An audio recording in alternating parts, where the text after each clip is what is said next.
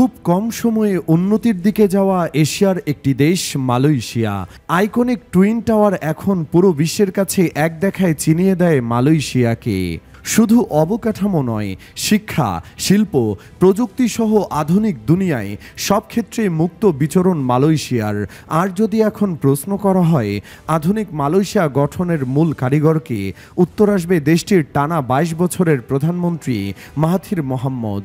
সারা জীবন মালয়েশিয়ায় উন্নয়নের কারিগর হলেন, শেষ জীবনে রাজনৈতিক মারপ্যাচে ক্ষমতাচ্যুত হতে হয়েছিল তাকে। আধুনিক মালয়েশিয়া গড়েও কেন এখন ক্ষমতার বাইরে মাহাথির?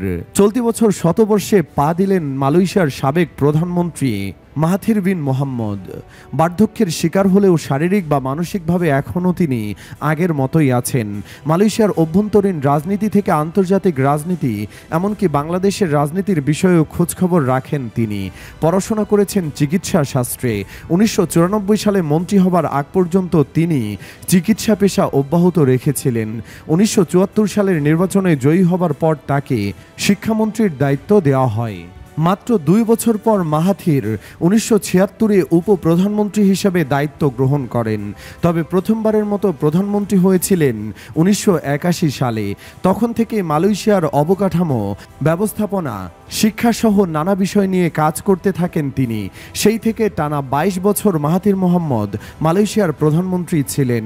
এশিয়ায় সবচেয়ে দীর্ঘ সময়ে গণতান্ত্রিক প্রধানমন্ত্রী থাকার পরে স্বেচ্ছায় দায়িত্ব হস্তান্তর করেন ২০০৩ সালে। তবে মূল সংকট শুরু হয় এরপরে।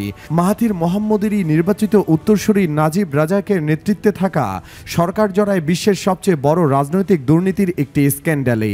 তখন রাষ্ট্রীয় বিনিয়োগ তহবিল 1MDB থেকে প্রায় $৪.৫ বিলিয়ন পাচার হয়, যার মধ্যে ব্যক্তিগত অ্যাকাউন্টেও টাকা যায় বলে অভিযোগ পাওয়া যায়। এর বিরুদ্ধে জনগণের রোষ, ক্ষোভ, আন্দোলন দেখে আবারও রাজনীতিতে সক্রিয় হন মাহাথির।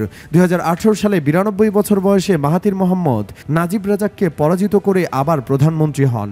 এটি ছিল বিশ্বের সবচেয়ে বেশি বয়সে নির্বাচিত হওয়া প্রধানমন্ত্রীর রেকর্ড। তবে এবারে নির্বাচনে আসার জন্য তিনি জোট গঠন করেন আনোয়ার ইব্রাহিমের সাথে, যার সাথে ছিল তার দীর্ঘদিনের শত্রুতা। ক্ষমতায় থাকাকালীন জেলেও পাঠিয়েছিলেন আনোয়ারকে। জোট গঠনের শর্ত ছিল নির্বাচনে জয়লাভের কিছুদিন পরে আনোয়ারকে প্রধানমন্ত্রিত্ব দেবেন মাহাথির। তবে শেষ পর্যন্ত আনোয়ারকে ক্ষমতা দেননি মাহাথির।